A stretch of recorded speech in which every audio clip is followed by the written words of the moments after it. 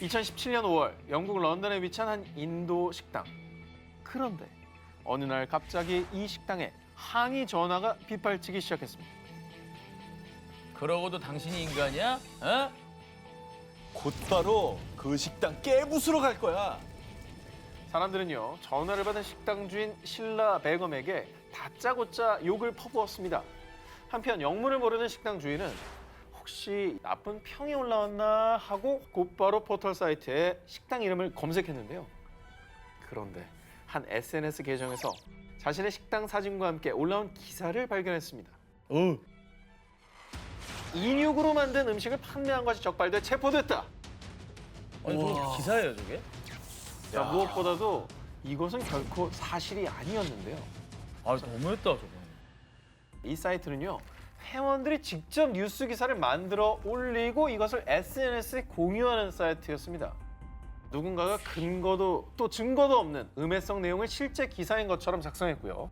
삽시간에 일파만파 퍼지게 된 겁니다. 그러니까 저런 글을 확인도 없이 쓰는 사람들은 진짜 엄벌에 쳐야 돼요. 저게 얼마나 큰 피해예요. 제가 볼 땐 저거 저 식당을 음해하려고. 망하게 하려고 그렇다면- 일부러 쓴 거예요. 그렇다면 더 처벌을 강화해야죠. 그럼.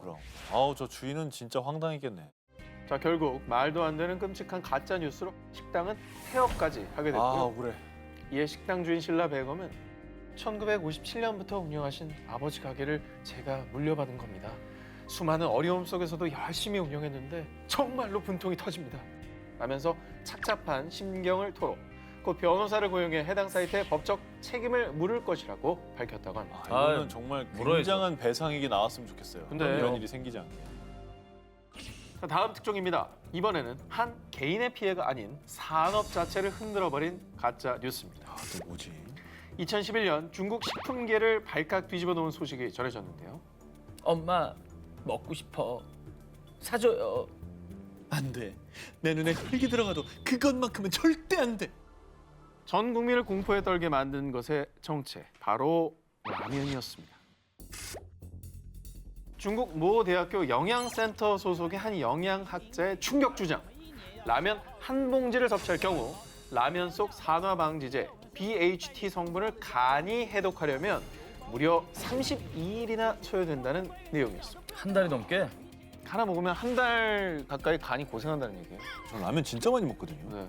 네. 이 충격적인 소식에 중국인들은요, 라면이 몸에 좋다고 생각한 건 아니지만 이렇게까지 나쁠 줄은 몰랐어. 이제부터 라면 금지야. 이렇게 실치를 떨었습니다. 그럴만하죠. 영양학자가 한 얘기니까. 그냥 뭐 일반 시민이 얘기한 게 아니고. 자, 그런데 말입니다. 얼마 뒤 이 영양학자의 주장은 다른 영양학자들에 의해서 아무런 과학적 근거가 없는 것으로 판명됐습니다. 문제의 BHT 성분은 중국뿐만 아니라 전 세계에서 사용하는 산화 방지제로요. 라면에는 허용치, 이 적당량이 들어가 있기 때문에 인체에 큰 영향을 주지 않는다라는 거였죠. 그러나 나와 우리 가족이 먹는 음식이기에 더욱더 민감하고 조심스러울 수밖에 없잖아요. 그럼요. 정정 보도가 나왔지만 사람들의 불안감은 쉽사리 사그라들지 않았습니다. 2013년부터 2016년까지 중국과 홍콩의 라면 연간 판매량이 무려 80억 개가 감소했다고. 어마어마. 인구수가 대단하잖아. 와. 아마 지금 이 시간에도 라면에 대해서 아예 부정적인 인식을 갖고 있는 사람이 있을 거예요. 지금도. 그럼요. 네, 많아요. 저게 근거 없는 얘기 아닐 거야라고 생각하고. 책임 있는 연구를 해야죠. 네. 세상을 혼란에 빠뜨린 거짓 뉴스 19, 8일 공개합니다. 미국 괴물 오징어의 정체. 2014년 전 세계를 충격에 빠뜨린 사진 한 장이 있습니다. 뭐야? 이게 뭐예요 이게? 저게 뭐 말도 안 돼. 2014년 1월 미국의 인터넷 언론 매체 LBC에서는요. 산타모니카 해변에서 거대 바다 생물 발견. 사진 속의 어마어마한 크기의 생물은 약 49m 길이의 대왕 오징어. 야. 아니 근데 그 유럽이나 미국에는 전설 중에 그 거대 오징어 전설들이 있어요. 아, 이거 뭐 배를 전설이잖아요. 공격하고 뭐 그러게. 그리고 심해어 얘기도 있지. 네. 심해어 너무 심해요. 그래요? 그냥 합성티 확 나잖아. 아 어디가 합성 티가 나? 그림자도 다 있구만. 더욱더 충격적인 것은 2011년 동일본 대지진 당시 유출된 방사능으로 인한 돌연변이 거. 그럴싸하네. 되게 그럴싸하네. 그럴싸하네. 해당 내용은 짹짹이를 통해 50만 번 이상 공유. 야, 이에 사람들은 캘리포니아 해변이 방사능으로부터 안전한가요? 라며 보건당국과 언론 매체의 조사를 촉구하기도 했는데요. 진짜 우리 동네에 저런 일이 생겼다고 생각해봐요. 결국 세계적인 N 자연 잡지 관계자와 전문가들이 조사에 나섰는데요. 이건 조작된 사진입니다. 그렇습니다. 방사능 재앙의 결과를 알려진 49m짜리 대왕 오징어의 정체. 자, 알고 보니 2011년 칠레에서 발견된 고래 사진과 2013년 스페인에서 발견된 약 9m짜리 대왕 오징어를 합성한 사진이었던 겁니다. 그래. 가뜩이나 방사능에 대한 공포가 얼마나 무서운데 저렇게 불안을 조장하는 뉴스는 좀 없었으면 좋겠어요. 세상을 혼란에 빠뜨린 거짓 뉴스 19, 이번에 7위입니다.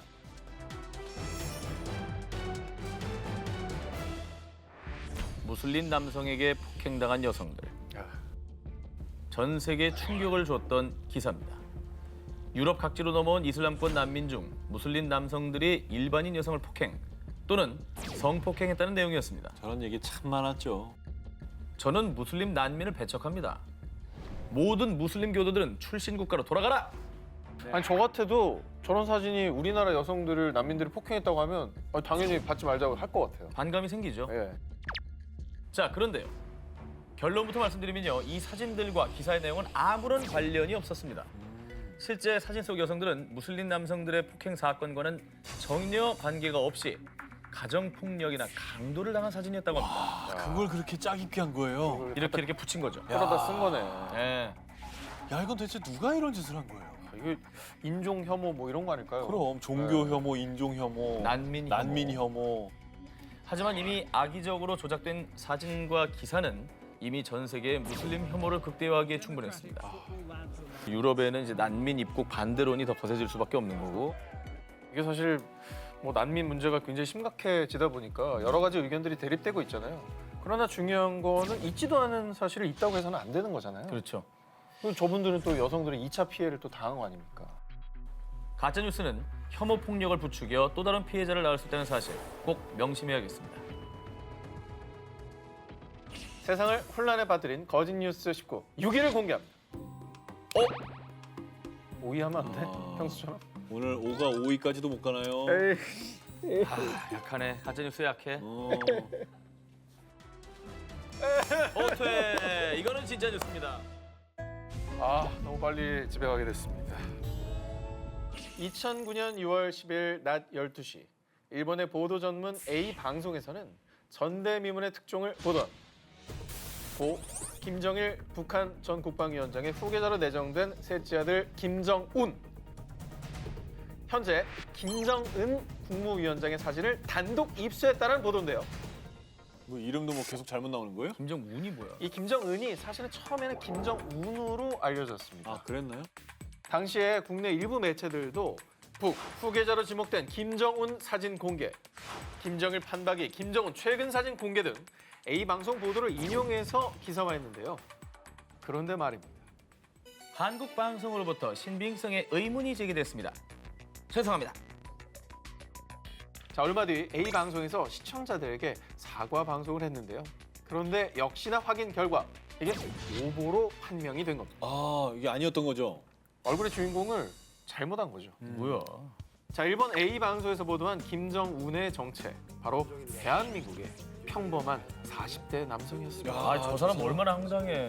저 사람 진짜 억울했겠다.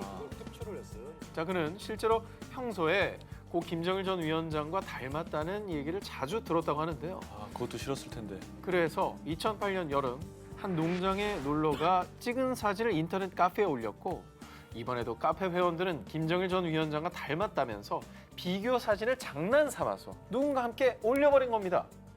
그런데 그렇게 인터넷에 떠돌게 된 사진을 A 방송사는 그 어떤 확인 절차도 없이 단독 특종인 양 북한의 지도자의 얼굴이 공개됐다라며 방송에 내보낸 거죠. 한편 이 황당무계한 사건이 일어난 뒤 이 오보 소동의 최대 피해자인 이 배모 씨는 자신이 운영하는 인터넷 카페에 어제 오후 한나절은 제가 살아온 40평생을 하루 만에 다 산 것 같다 라면서 심경글을 올렸는데 하지만 이후 A 방송사에선 제대로 된 사과도 없었고요. 심지어 일본의 한 방송사에서는 배 씨를 예능 프로그램에 섭외하겠다며 연락까지 했답니다. 어이가 없네 좀. 결국 배 씨는 심한 스트레스와 심적 부담감에 직장도 관두고 어머. 건강도 악화되며 수차례 입원까지 해야 했다고 합니다. 진짜 아니, 저거 안 됐다. 어떻게- 특종을 위해서라면 앞뒤 가리지 않고 보도하는 언론. 하지만 당신들이 한 짓은 되돌릴 수 없는 인권 침해 그 자체. 세상을 혼란에 빠뜨린 거짓 뉴스 19 5위를 공개합니다. 예술혼을 훔친 거짓 뉴스. 2014년 1월 17일 인도 어느 일간지에 애끓는 마음을 자아내는 한 장의 사진이라는 기사가 세계인의 마음을 울렸습니다. 차디찬 맨땅에서 한 돌무덤 옆에 담요 한 장만 덮은 채 잠든 소년. 기사에 따르면요, 소년의 부모는 시리아 정부군에게 무참히 살해, 그리고 사건 직후 실종된 줄 알았던 소년은 어느 날 저렇게 부모님의 무덤가에서 잠든 모습으로 발견됐다고 합니다.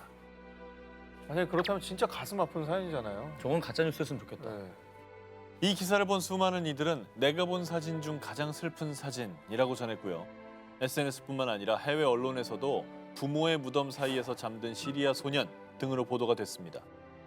그런데 말입니다. 이 SNS를 보십시오. 일간지에 올라온 똑같은 사진과 함께 적힌 글귀. 어떤 아이들은 죽은 부모를 더욱더 애틋하게 느낀다. 사진이 같은 사진 아니에요? 뭔 말이에요? 기사가 나간 지 열흘 뒤인 2014년 1월 27일 전 세계의 거짓 뉴스를 모아두는 미국의 웹사이트 거짓말 박물관에서 이 기사를 2014년의 거짓 뉴스 중에 하나로 선정한 겁니다.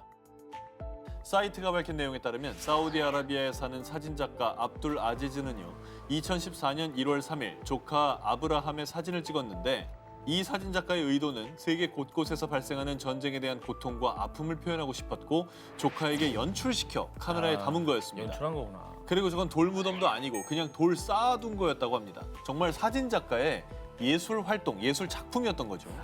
하지만 인도 일간지 등 뉴스 매체에서는 이 사진의 출처와 촬영 내용을 제대로 확인조차 하지 않고 거의 상상에 근거한 조작과 허위 기사를 낸 거죠. 야, 소위 말해. 주작이네 주작. 근데 사진 작가도 좀 당황했을 것 같아요. 이게 너무 삽시간에 너무 퍼져버리면서 이게 좀 심각해졌잖아요. 예술 작품인데 저는. 네. 뉴스는 상상으로 만드는 게 아닙니다. 진정한 언론인이라면 꼭 명심해야겠습니다.